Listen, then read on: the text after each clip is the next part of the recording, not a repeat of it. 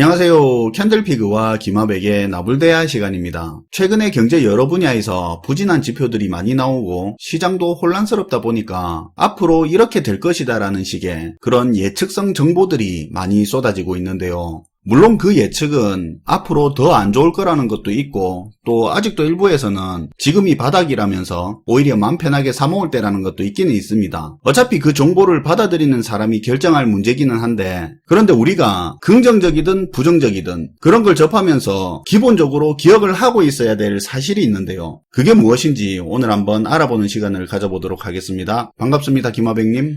네, 안녕하세요. 최근 들어 경제 예측에 대한 얘기가 참 많습니다. 지금 돌아가는 상황이 혼란스럽다 보니까 사람들이 예측하는 정보들을 많이 원하고 있고 실제 예측을 쫓아다니는 모습을 많이 볼 수 있죠. 근데 우리가 이런 예측을 들으면 이걸 어디까지 믿어야 될지 사실 의심도 가고 혼란스러운 게 사실입니다. 그리고 긍정적인 예측이든 부정적인 예측이든 이 말을 들으면 이 말이 맞는 것 같고 저 말을 들으면 저 말이 또 맞는 것 같고 나름대로는 다 근거가 있다 보니까 들을 때마다 또 설득도 되죠. 근데 이렇게 예측하는 정보들이 많다는 얘기는 그만큼 그 사회가 지금 불안정하고 혼란스럽다고 볼 수 있죠. 그래서 또 예측이 많아지는 거고요. 사회가 불안해질수록 예언인이 그런 말이 자주 등장하고 거기에 추종하는 사람들도 늘잖아요. 네. 근데 여기서 분명히 알아야 될 게 우리가 말하는 예측은 분명한 특징이 있는데 어떤 사건이 일어난다만 예측하는 게 아니라 거기에는 언제라고 하는 시점, 즉 시간적인 개념도 포함되어 있다는 겁니다. 그게 맞죠. 언제라는 게 빠지면 또 사람들이 쏙 안 빨리죠. 그렇죠. 그러니까 예측을 할 때는 결과도 예측해야 되고 시간도 같이 예측해야 의미 있는 예측이 된다는 겁니다. 여기서 만약에 시간적인 개념을 뺀 예측을 하라고 하면 아마 그런 예측은 의미도 없고 굉장히 쉬운 예측이 되겠죠.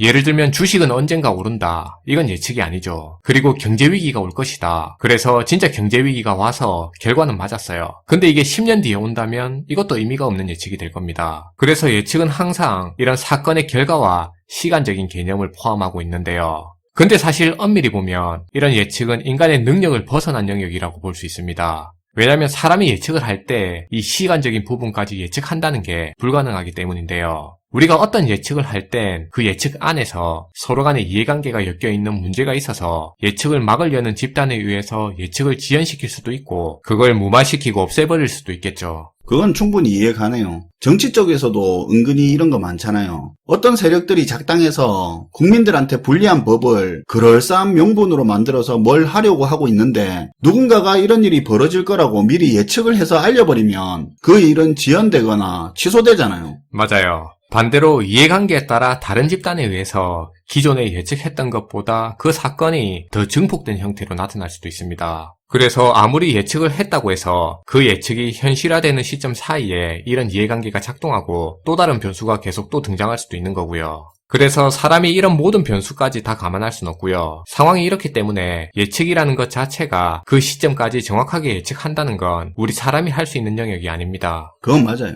근데 우리 모두가 왜 이렇게 예측에 관심을 가질까요? 누군가 예측을 할 때 어떤 특정 결과를 찍어서 언제 일어난다고 얘기를 하면 사람들이 일단 흥미를 가지게 되고요. 그리고 그렇게 얘기하면 이해하기도 쉽고 편하게 받아들이게 됩니다. 근데 실제는 앞에서도 얘기했잖아요. 예측은 사람이 할 수 있는 영역이 아니기 때문에 어떤 일이 일어날지 사실 모르죠. 그러면 멍하게 있어야 되는 건 또 아니잖아요. 당연하죠. 우리가 예측은 할 수 없지만 명확히 할 수 있는 건 또 있어요. 그럼 우리가 여기서 어떤 포인트에 관심을 가져야 되냐? 그냥 손 놓고 있을 수는 없잖아요. 바로 방향성에 관심을 가져야 됩니다. 그러니까 지금 이 사건이나 현상이 전개되고 있는 그 방향성에 대해서 포커스를 집중해서 관심을 가져야 된다는 말입니다. 이런 관점에서 지금 우리 경제 상황을 얘기하면 경제 위기가 오는 걸 거의 기정사실화하고 있는 분위기고 내년부터 심각해진다는 말이 나오고 있고요. 근데 이런 흐름이 어떤 계기로 인해서 위기가 더 지연될 수도 있겠죠. 내년이 아니고 내후년 이렇게 더 밀릴 수도 있는 거고요. 훨씬 더 빨라질 수도 있고. 맞아요. 근데 어쨌든 지금 경제가 흘러가고 있는 방향은 문제가 해결되는 거 없이 계속 누적되면서 심해지고 있는 방향으로 가는 거는 지금 자명한 사실입니다.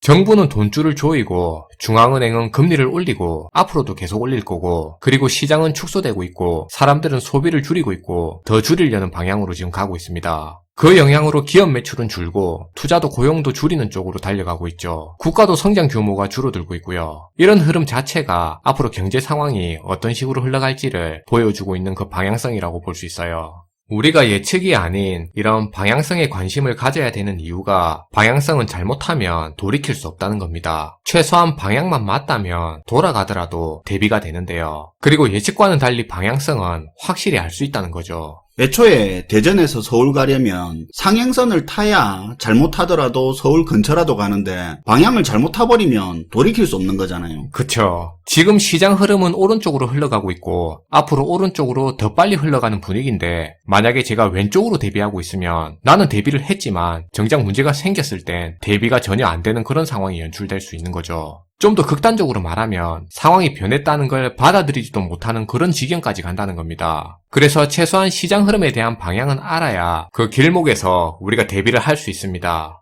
예를 들면 예전 1930년대 미국 대공황 때를 보더라도 우리는 사실 미국 대공황이 1929년 10월에 발생한 주가 대폭락을 시작으로 미국 경제가 심각한 디플레이션에 빠졌고 이걸 대공황이라고 알고 있잖아요. 근데 사실은 당시 대공황이 터지기 전에 이미 미국 경제 내부적으로 심각하고 다양한 문제점들이 터져 나오고 있었습니다. 당시 할부 문화가 확대되면서 가계 신용이 급증하고 있었고 공급 과잉 상황에서 농부들이 농업 기계화한다고 부채를 키워오다 파산하는 문제가 심각했고 거기에 돈 빌려준 은행들도 이미 여러 망하고 있는 상황이었는데요. 사실 1920년대 말에는 실업 문제도 심각해지면서 소비도 급격하게 줄고 있었죠. 경기 방향성 자체가 하락하는 상황이었네요. 네. 그래서 이런 문제점들이 누적되면서 이게 대공황으로 올지 아니면 그냥 적당한 경기 침체로 올지 당시에 이건 아무도 몰랐죠. 아니면 문제가 점점 지연돼서 1940년대에 2차 대전 대신에 대공황이 일어날 수도 있는 상황이었고요. 다만 당시에 확실한 사실은 경제가 흘러가는 방향성 자체는 명확했다는 사실입니다. 그 전만 하더라도 기업들이 일단 물건만 만들면 시장에서 다 팔린다는 그런 분위기였는데 갈수록 재고가 점점 쌓이면서 이미 많은 변화가 감지되고 있었고요.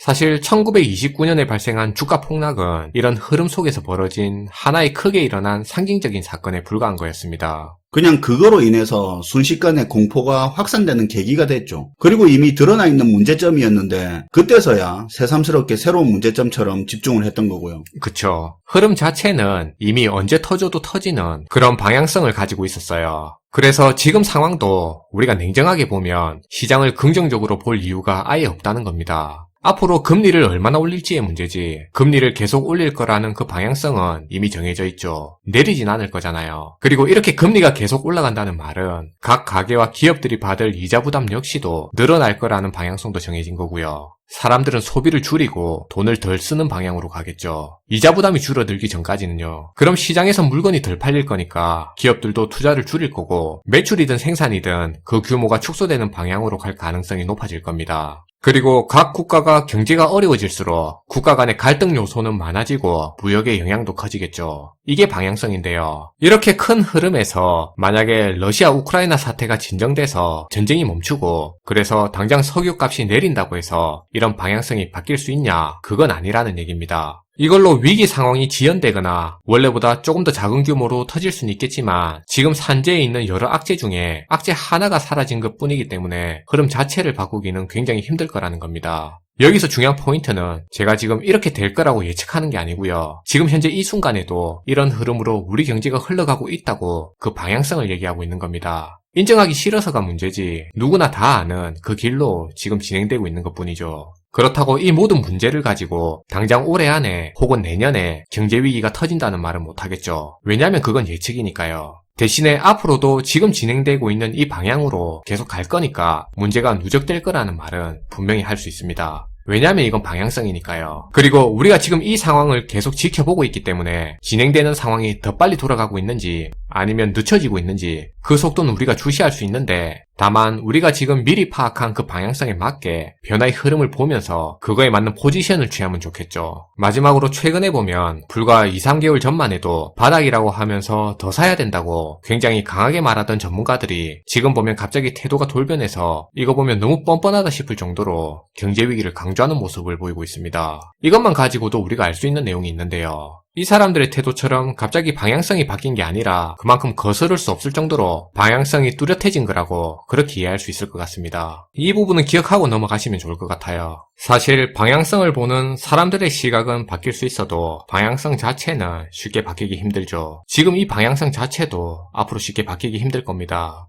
그럼에도 불구하고 조금만 좋은 지표들이 나오면 단발성 정보들이 틈만 나면 우리에게 혼란을 주는 일이 벌어지게 될 건데요. 방향성이라는 게 그렇게 쉽게 바뀌는 게 아니라는 걸 기억하면 좋을 것 같습니다. 자음파도를 거르고 바람을 보는 안목을 가져야 되는 시점인 것 같습니다. 네, 오늘도 잘 들었습니다, 김하백님. 네, 감사합니다.